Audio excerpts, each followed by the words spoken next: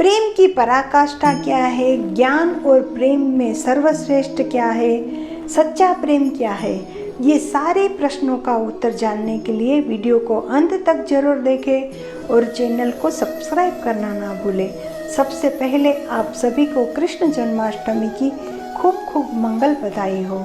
आज कृष्ण जन्माष्टमी के दिन में आप सभी को भगवान श्री कृष्ण के जीवन से लिया गया ही एक प्रसंग सुनाने जा रही हूँ। वृंदावन से मथुरा की ओर आते आते भगवान श्री कृष्ण आज बहुत ही दुखी एवं विचलित है। गाय, गोपी, ग्वालिन, माँ यशोदा एवं राधा जी को छोड़ के भगवान श्री कृष्ण आज बहुत ही दुखी है।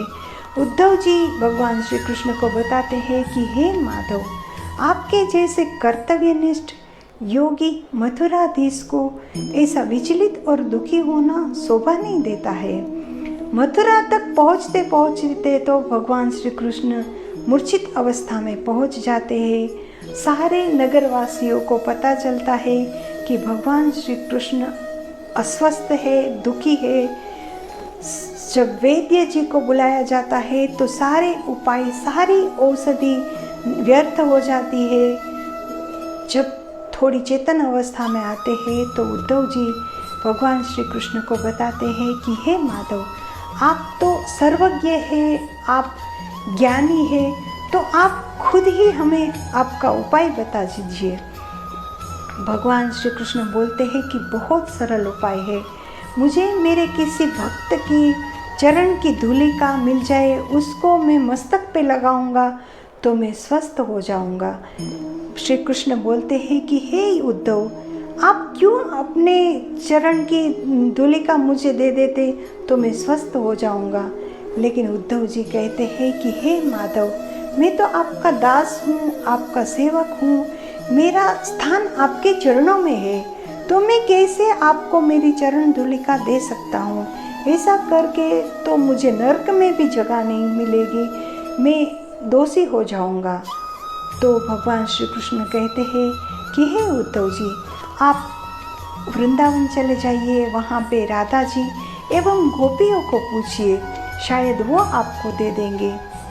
उद्धव जी मथुरा से वृंदावन जाते हैं। उद्धव जी को आते देख के ही गोपियाँ बहुत ही व्याकुल हो जाती है और कहते हैं कि आप लगते तो मेरे कृष्ण जैसे हैं, लेकिन आप कृष्ण नहीं है। क्या आप मेरे कृष्ण का संदेश लेकर आए हैं? मेरे कृष्ण कैसे हैं? न जाने कितने सवाल उद्धव जी को गोपियाँ करती है।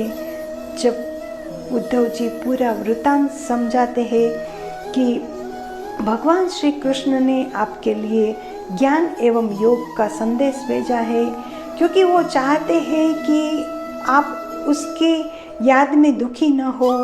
जब गोपियों को पता चलता है तो वो संदेश नहीं लेती है कि हमें हमारे कृष्ण की विरह में ही रहना है, हमें ज्ञान और योग नहीं चाहिए।